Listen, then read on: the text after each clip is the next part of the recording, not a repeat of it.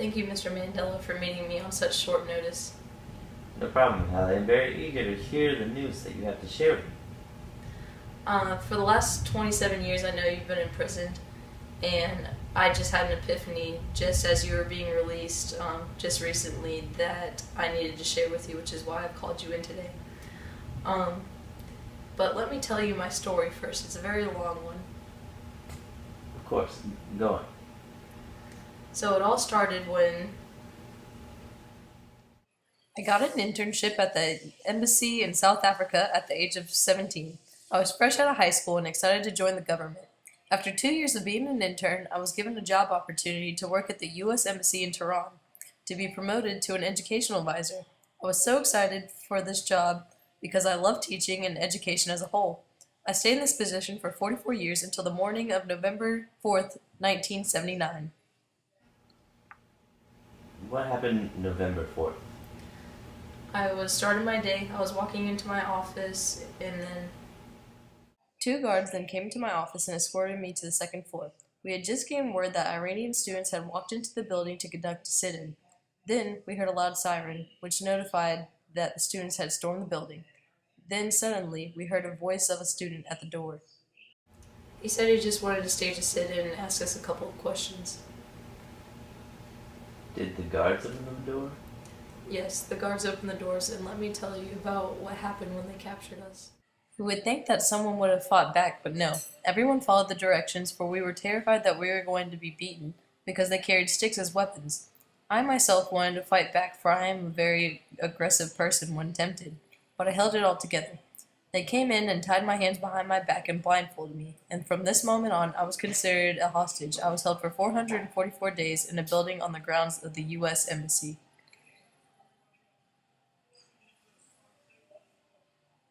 What happened to you during those 444 days? Well, most of the time I was paraded around the city for news broadcast and protest. I was mocked, discriminated against, and embarrassed, for I looked weak and I couldn't save myself or walk away from my problems like I was used to doing when I was younger. Other times I was treated fairly, but worse than the women or other minorities who were captured because of my skin color. The students felt that the people of color and women had already been oppressed enough, so white men were their main targets. During the nights, when I was most terrified, I would wake up in the middle of the night and they would conduct a mock execution, where they would drag the males down to the basement of the building, blindfolded of course, and line us up and acting like they were going to shoot us. But they just fired their unloaded guns to install the fear in us that we could die at any moment under their control.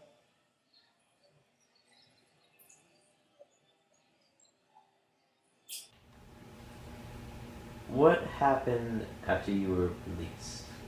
I was released on January 20th, 1981, and we were deported immediately to Germany to meet with the U.S.'s former president, Carter, on Ronald Reagan's behalf.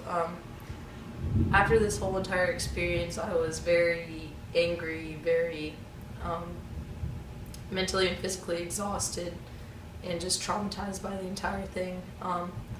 But my rage overcame me after everything because after 444 days, President Carter was still unable to rescue us out of that, the U.S. building.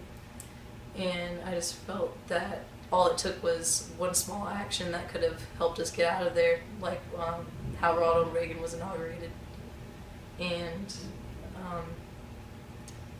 that set us free, and meeting President Carter did not go as planned.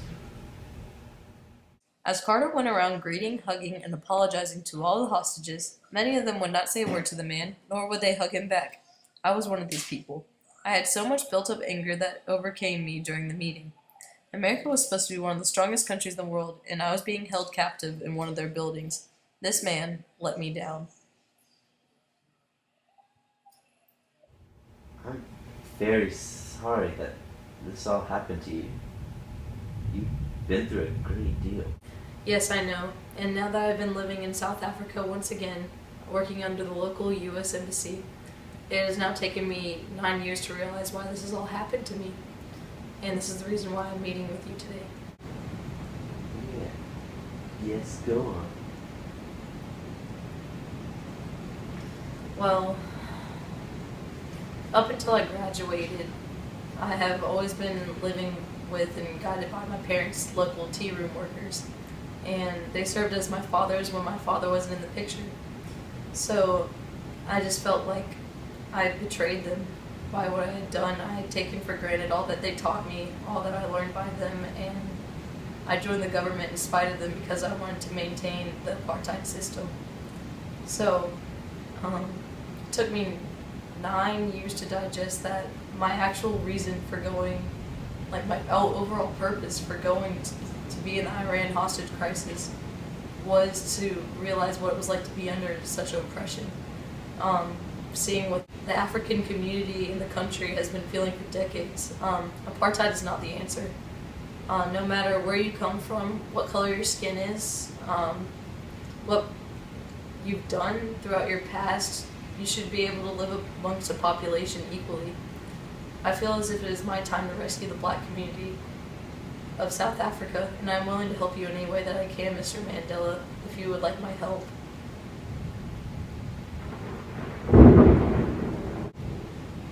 Your testimony has moved me great. I'm very happy to see that you are willing to make this full transition from being a prejudice against my race and to wanting to end all discriminatory acts. Your story is one for the books, and by far, you are just the person I need by my side if we want to end apartheid. Now you have to be bold, and you can not back down. If you want to help me, are you willing to do this? It would be my honor.